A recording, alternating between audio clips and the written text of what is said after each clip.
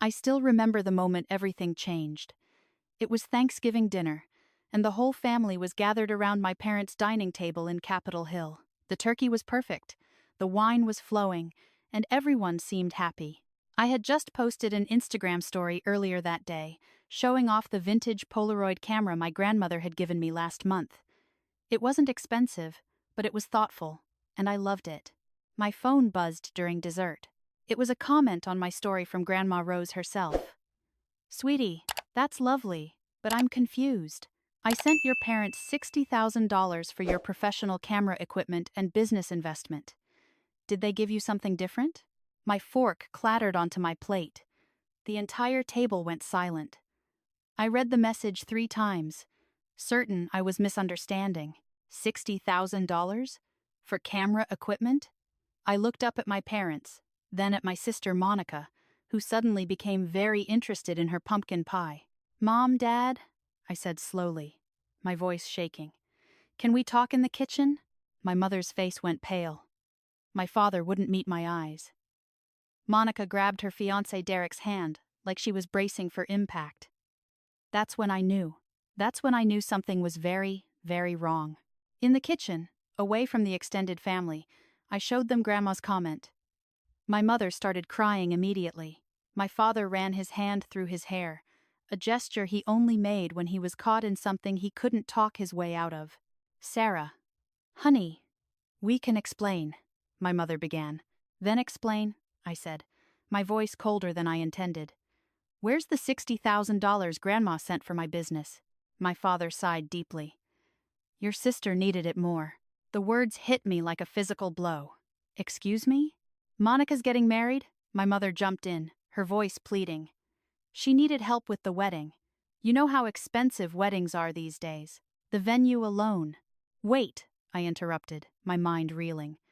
"You took $60,000 that Grandma sent specifically for me, for my photography business, and you gave it to Monica for her wedding?" "We didn't give it all to her," my father said defensively. "Just most of it. We kept some for, family expenses." I laughed. Actually laughed. It was either that or scream. "Most of it? How much exactly?" My mother wrung her hands. "Well, the venue deposit was $30,000. And Monica's dress was designer, from that boutique in Bellevue, that was $15,000. And the honeymoon package to Italy was another $10,000. And then there were the flowers, the photographer, the—" "Stop," I said, holding up my hand. "Just stop. You spent my business investment money on Monica's wedding? It's not like you needed it right away." Monica's voice came from the doorway. She'd followed us into the kitchen, Derek hovering nervously behind her. "You don't even have a real business plan, Sarah. You're just freelancing. A wedding is a once-in-a-lifetime event." I stared at my sister. At 29, Monica had always been the golden child, the one with the corporate job at Amazon, the perfect boyfriend, the put-together life. Meanwhile, I was the struggling artist who'd dropped out of my marketing job 2 years ago to pursue photography full-time. In our parents' eyes, I was the risky one, the unstable one. "I've been building my client base for 2 years, I said, my voice dangerously quiet. "I have a business plan. I have projections. I was waiting for equipment funding to take it to the next level. That money was supposed to let me buy professional gear, rent a studio space, hire an assistant. Grandma knew that. She believed in me. "And we believe in you too, honey," my mother said, reaching for my arm. I stepped back. "But Monica needed help now. You're young. You're single. You have time to build your business slowly. Monica and Derek are starting their life together. Family helps family." "Then why didn't you ask me?" I demanded. "If family helps family, why didn't anyone think to ask if I'd be okay with this?" Silence. "Because you would have said no," Monica said flatly. "You've always been selfish like that." "Selfish?" I repeated, incredulous. "Selfish, because I'd want to keep money that was specifically given to me?" "Girls, please," my father interjected. "Let's not fight on Thanksgiving." But I was done. I pulled out my phone and called Grandma Rose right there in the kitchen. She answered on the second ring. "Sarah? Is everything all right?" "Grandma, I need to ask you something. Did you send Mom and Dad $60,000 for my photography business?" There was a long pause. Yes, sweetheart, back in August. I sent a check to your father with a note explaining it was for your camera equipment and business startup costs. I wanted to help you follow your dreams. Did something happen? Did the money not arrive? I looked at my parents, at my sister. Oh, it arrived, I said, but I never saw a penny of it. What happened next was chaos. Grandma Rose demanded to be put on speakerphone. She tore into my parents with a fury I'd never heard from her before. How dare they steal from her granddaughter? How dare they intercept a gift that was explicitly designated for Sarah? How dare they enable Monica's expensive tastes at Sarah's expense? My mother cried. My father tried to defend their decision, saying they thought they were doing what was best for the family as a whole. Monica actually had the audacity to argue that a wedding was more important than some photography hobby. That's when Grandma said the words that changed everything. Sarah, if they won't make this right, I want you to take legal action. I'll back you completely. This is theft, plain and simple. I left the house that night without another word to my family. But not before I took screenshots of every text message, every Instagram post Monica had made showing off her wedding planning.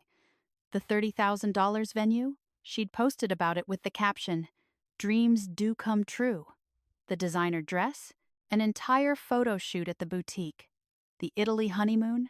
She'd been posting countdown updates for weeks. Back in my tiny studio apartment in Fremont, I sat on my futon and cried for an hour. Then I opened my laptop and started documenting everything. The next morning, I called a lawyer. His name was James Chen, and he specialized in family disputes and financial fraud. I explained the situation, showed him Grandma's texts confirming the gift, showed him the bank statements I'd requested from my parents' account where the deposit was clearly visible, showed him Monica's public Instagram posts about her wedding expenses. "This is a strong case," James said. "Your grandmother designated the money specifically for you. There's documentation of that intent, and your parents converted those funds for their own use, well, for your sister's use, which legally amounts to the same thing." The Instagram posts are particularly damaging.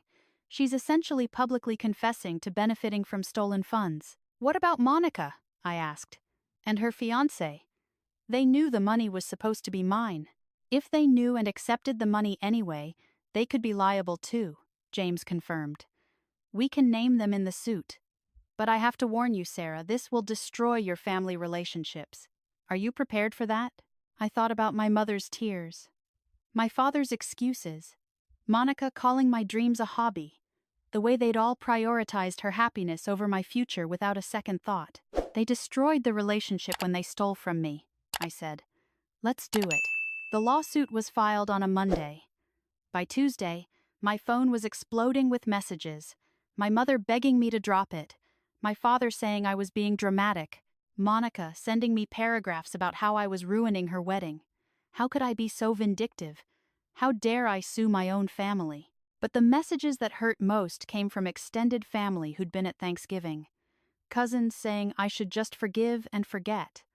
Aunts saying family doesn't sue family. Uncles saying I was being greedy over just money. Only Grandma Rose stood by me. She sent me a text that Wednesday that I saved and read whenever I felt weak. "Standing up for yourself isn't selfish, Sarah. It's necessary. I'm proud of you." The discovery phase of the lawsuit was illuminating. My lawyer subpoenaed my parents' bank records, which showed the $60,000 deposit from Grandma in August, followed by a series of payments that matched exactly what they'd told me. $30,000 to the wedding venue, $15,000 to the dress boutique, $10,000 to the travel agency for the honeymoon package.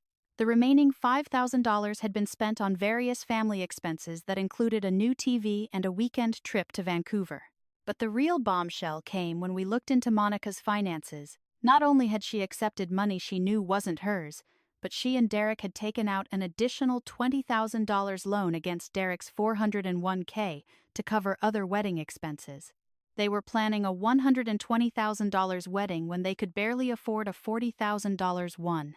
"They're in massive debt," James told me during a meeting in early December. "Credit cards maxed out, car payments behind. Your parents essentially enabled their financial irresponsibility with your money." I felt sick. If Monica needed money so badly, why didn't she just have a smaller wedding? James gave me a knowing look. Social media. I've been documenting her Instagram. Every post is about the wedding of her dreams at this exclusive venue, the designer dress, the Italian honeymoon. She's created an image she can't maintain. She chose the image over financial stability. The lawsuit moved forward. My parents and Monica tried to settle, offering to pay me back in installments over 5 years. I refused. James advised me that we could win in court and get the full amount plus damages and legal fees. More importantly, I wanted the public record. I wanted people to know what they'd done. The breaking point came 2 weeks before Christmas. Monica posted on Instagram, playing the victim. She wrote a long caption about how her jealous sister was suing the family and trying to ruin her wedding. She painted herself as the innocent party, someone who'd only accepted help from loving parents. She said I'd always been bitter about her success and was using this as revenge. The post got hundreds of sympathetic comments. People I didn't even know were calling me horrible names. But Monica made one critical mistake. She left the comments open. And I still had followers who knew the truth. One of my photography clients, a lawyer herself, commented with a detailed explanation of what embezzlement and fraud actually meant. She included links to public court records that showed the case number and basic details. She explained that if someone accepts money they know belongs to someone else, they're complicit in the theft. Other people started chiming in. People who'd seen Grandma's original Instagram comment on my story back in November. People who could do basic math and realize Monica's wedding budget was insane. The tide started turning. Then someone dug up Monica's older posts from September, where she'd written about how blessed she was that her parents were helping with the wedding. Posts where she'd literally written "family takes care of family" with a heart emoji. The irony wasn't lost on anyone. The comments section became a battlefield. Monica eventually deleted the post, but the screenshots had already spread. Someone made a TikTok about it. The whole thing went semi-viral in the local Seattle community. Derek called me for the first time ever. He was furious, but not at me. "Monica told me your parents were gifting us the money," he said, his voice tight with anger. "She never said it came from your grandmother for your business. She lied to me, Sarah. She made me complicit in stealing from you. What are you going to do?" I asked. There was a long pause. "I don't know. But I can't marry someone who'd do this. Someone who'd ruin her sister's future for a wedding. What else would she lie about?" The wedding was scheduled for February 14th, Valentine's Day. Derek broke off the engagement on December 28th. Monica blamed me, of course. So did my parents. I got a voicemail from my mother, sobbing, saying I'd destroyed Monica's life, that I'd taken my revenge too far, that I should be ashamed of myself. But I wasn't. I was exhausted, emotionally drained, and sad about losing my family. But I wasn't ashamed. The court date was set for January 19th. My lawyer was confident we'd win. The evidence was overwhelming. Grandma's testimony about the gift's intent, the bank records, Monica's public posts, everything. The night before court, Grandma Rose came to stay with me. She brought homemade soup and sat with me while I went through my opening statement with James one more time. "Are you scared?" she asked after the lawyer left. "Terrified," I admitted. Not of losing the case, of what comes after, of having no family except you. Grandma took my hand. "Sarah, I need to tell you something. When I was your age, I loaned my sister $5,000 to help her start a business. She never paid me back. Worse, she used the money to take a vacation. I never confronted her, never stood up for myself, because family was supposed to be more important than money. Do you know what happened?" I shook my head. "She did it again. And again. She learned that she could take advantage of me without consequences. Our relationship became toxic. By the time she died, we hadn't spoken in years anyway. I regret not standing up for myself the first time. I regret teaching her that my boundaries didn't matter." She squeezed my hand. "You're doing the right thing. You're teaching them that you have value, that your dreams matter, that they can't treat you as less important than Monica. That's not revenge, sweetheart. That's self-respect." The courtroom was cold. My parents sat on one side with Monica and their lawyer. Grandma Rose sat with me and James on the other. The The judge was a no-nonsense woman in her 60s who clearly had no patience for family drama. The case was straightforward. James presented the evidence. The check from Grandma, with for Sarah's photography business, written in the memo line. The bank deposit. The subsequent withdrawals that matched Monica's wedding expenses. The Instagram posts showing Monica knew exactly where the money came from. My parents' lawyer tried to argue that the money had been given to them, not to me, so they had discretion over how to use it. The judge shut that down immediately. The memo line clearly designates the purpose and recipient, she said. This isn't ambiguous. Continue. Grandma Rose testified, explaining that she'd specifically sent the money to my parents instead of directly to me because she'd thought it would be a meaningful way for them to support my dreams, to show they believed in me. She was crying as she said it. I wanted Sarah to feel her parents' love and support. Instead, they taught her that her dreams are worth less than her sister's party. The hardest part was when Monica testified. Under oath, she admitted she'd known the money was supposed to be mine. She admitted my parents had told her Grandma sent it for my business. She tried to justify it by saying the wedding was more important, that I could build a business any time, that family should want to help her be happy. But you are family too, the judge said. Why didn't Sarah's happiness matter? Monica had no answer. The verdict came quickly. The judge ruled in my favor. $60,000 plus $12,000 in damages and court costs to be paid by my parents and Monica jointly. She also issued a scathing judgment about the betrayal of familial trust and the financial irresponsibility demonstrated by all defendants. My father tried to approach me outside the courthouse. I walked past him without a word. The money came in installments over the next 60 days. My parents liquidated some investments. Monica sold her engagement ring and the designer wedding dress, still new with tags. By March, I had the full $72,000 in my business account. I didn't hear from my family after that. Radio silence. My mother's birthday, Easter, Mother's Day all passed without contact. It hurt more than I expected, but not as much as being betrayed had hurt. With the money, I did everything I'd planned. I bought a professional Sony A1 camera system with multiple lenses. I rented a small studio space in Georgetown. I hired my friend Lisa as a part-time assistant. I invested in a real website, professional marketing, and business consultation. My photography business exploded. The viral story had actually brought attention to my work. People wanted to support me. I booked 3 weddings in April alone, ironic, considering. By summer, I was profitable. By fall, I had a waiting list. But the best part? I hired Grandma Rose as my unofficial consultant. She came to the studio twice a week, helped me with bookkeeping, attended shoots to help with elderly clients who felt more comfortable with her there. We became closer than ever. She told me stories about her own mother, about the dreams she'd had to give up because of family obligations. She lived vicariously through my success, and I loved sharing it with her. In October, almost a year after that terrible Thanksgiving, I got a DM on Instagram from Monica. It was long and rambling. She said she was sorry. That Derek leaving had made her realize how wrong she'd been. That she'd been in therapy and understood now how narcissistic she'd behaved. That she didn't expect forgiveness but wanted me to know she was working on herself. I stared at the message for a long time. Part of me wanted to respond with anger, to list all the ways she'd hurt me. Part of me wanted to forgive her, to have my sister back. Instead, I wrote, I appreciate you taking accountability. I hope therapy helps you. But I'm not ready for a relationship with you yet. Maybe someday. Take care of yourself. She responded with a simple, I understand. You deserve better than what I gave you. I never responded to that, but I didn't block her either. Some doors are closed but not locked, you know? My parents never apologized. I heard through cousins that they still think I overreacted, that I should have prioritized family over money. They don't understand that it was never about the money.